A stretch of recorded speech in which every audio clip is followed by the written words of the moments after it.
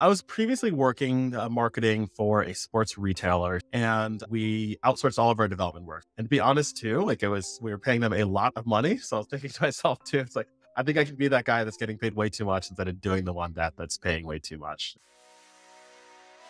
Welcome to the Junior Jobs Podcast, where we interview recently hired junior developers to give you actionable job search advice relevant to today's job market. In today's interview, I'm talking with Edwin Sam Jr., who's a second-generation immigrant and who worked in marketing before getting his first job as a software engineer. So if you're also trying to break into tech, let me know in the comments below what your job search struggles and questions are so I can bring them up in future interviews. And our sponsor for today is David Roberts with Crushing Digital, who is offering our listeners 30% off their video series called Standing Out in Tech, which covers every aspect of the junior developer job search. Just click the link in the show notes and enter the code JuniorJobs30, one word, at checkout to get your discount. All right, Edwin, welcome to the show. Glad you could join us. Yeah, I'm excited to be here. Thanks for having me on. Yes, glad to have you. So before we get into the job search, can you share a bit about the how and why you got into coding? Yeah, absolutely. So I was previously working marketing for a sports retailer, started out doing some SEO work, then I was eventually promoted to be basically running their website and running their e-commerce. And I remember just very clearly that we outsourced all of our development work. So we had contractors doing everything related to the website, back end, front end, all of it. And we had to do interviews to find those developers. So it was really interesting being on the other side of it because I remember constantly asking questions to the developers whenever we were in these interviews, like, what technologies were you using to do this? Like, what challenges did you face? If you gone about it differently, what would you do? And just being so fascinated about the answers that they give. And to be honest, too, we were paying them a lot of money. So I was thinking to myself, too, it's like, I think I could be that guy that's getting paid way too much instead of doing the one that's paying way too much. And I remember there's a point where I basically wanted to see if this is actually something that I potentially want to go into. So I just took a course on Udemy on front-end web development. I went over some of the basic languages, your HTML, your CSS, a little bit of PHP and JavaScript as well. And that was so fascinating. Like I was doing it outside of work and sometimes you'd be doing it till 1 a.m. and it felt like it were 9 p.m. still. And you just lose track of time. Remember you have to work the next morning. And there's a point where I was at work Googling how to become a software developer. And I think if you're at work Googling how to do another job, that's kind of a tip that you need to switch careers to. Yeah, I love that. I love that you validated your assumptions before you dove into the boot camp. I see you're a boot camp graduate. Yeah, Uh, exactly. I see some people, hey, software engineers get paid a lot of money. Let me just spend, 10K, 20K, and then, halfway through realize they actually hate it. Yeah, So, free code camp, Udemy, anything you can yeah, do to kind of exactly. quickly validate that this, hey, might be something you're really interested in. I think that's a great suggestion. So we're all about the job search here on the Junior Jobs Podcast. So let's talk about that specifically. So as a boot camp grad, what role did your boot camp play in helping you land that first job, or did you find a job entirely on your own? Yeah. So this is one of the things that I was really grateful for the boot camp that I went to, which is Tech Elevator. And they have a very robust job program as a part of camp. So typically the way that our days tended to go was that the morning from like 9ish to noonish was lectures, would work on the technical topics that you need obviously to get a job. And in the afternoons from 1 to 4 or so, what's called pathway. It was worked on that pathway to get you a job. So it had a lot of job skills training, like things like resume building, things like practice interviews, even just tips, because recruiting for tech is just very different than recruiting for basically any other field. I mean, you have to know some of the nuances for what tech recruiters are looking for, as opposed to if you're going to, like I said, any other field that's you're not as technical. So Yeah. what was also great about the bootcamp too, and one of the main reasons why I decided to go there was because they had a lot of connections to businesses in the Cincinnati area that are big in the tech scene.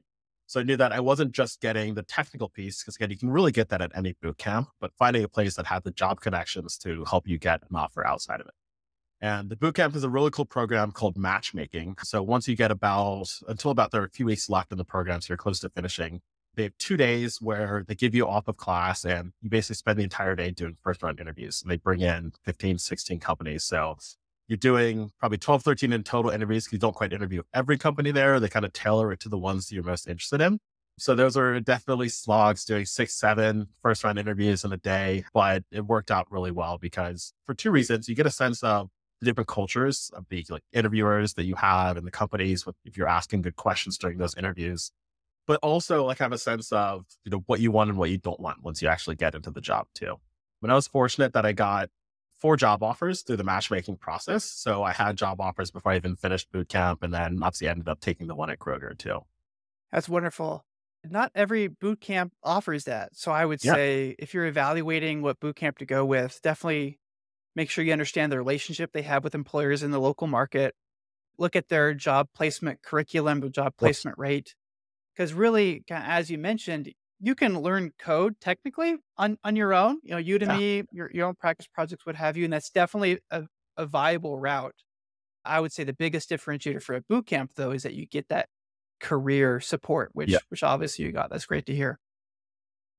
So I often say the best developers don't get the job, but the developers who are best at selling themselves get Yeah. the job. So I'm curious, as you're going through these interviews, as you're talking with these employers, how did you leverage your background in marketing to better sell yourself in this new field? Yeah. So, like I mentioned, I had previously done interviews to find developers before. So, it was kind of about flipping the mindset and trying to remember what it was like and then trying to emulate those skills myself too. So, I remember one of the big things that was really important is, like you mentioned, you really have to be able to sell yourself. So, it's not just about the technical skills, but really tailoring your skills to how you would help that specific company. Right. So, when it comes to a company like Kroger, well, we are a massive company, so you have to have a good communication skill, like the ability and willingness to network, the ability to work in teams because we're not, a small shop that has 3 developers. I mean, we're on some really big teams and collaborating with a lot of teams outside of it too. So you really have to be specific when you're in the interviews about what skills do I have that are going to appeal to the specific company that I'm looking at. And I think the other thing that's really important just across the board is just making sure that you sell your drive and find a way to demonstrate the drive that you have to. Because again, they can find people with technical skills anywhere, but companies want the person that's willing to go above and beyond, the person that really has the passion for the work, as opposed to someone that can just purely write code. So I think those are the big things to focus on. How can I tailor it towards the company that I'm working with? How can I show my drive? And then ultimately show like the passion that you want for the job and for the company that you're in with.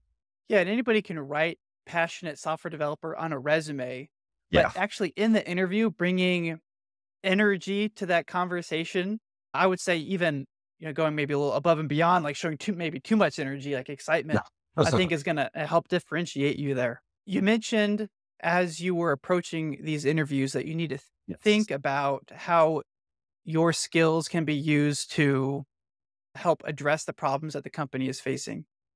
So as you approach these interviews, how did you prepare your story so that you could kind of match their needs with who you are?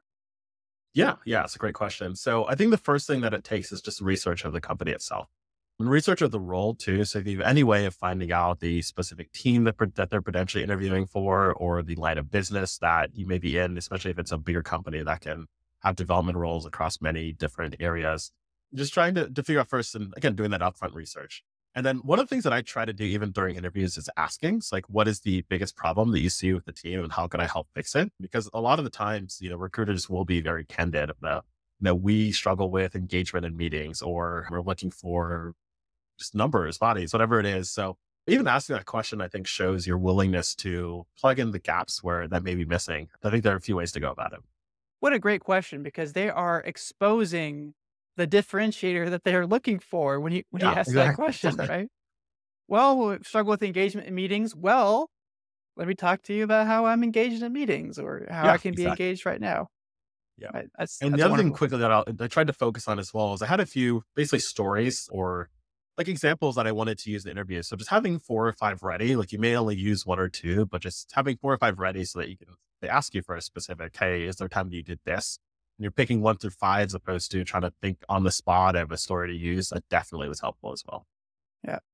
And the research tip that you mentioned, I think is going to help you at any point in the job search. Even working at the company, I'm not a recruiter, but still people will reach out to me and will just ask for a job and will Mhm. know nothing about who Yem is or what we're doing. But the more you understand about that company, the more you can understand the roles they have and what they're looking for. I think the more effective your outreach will be.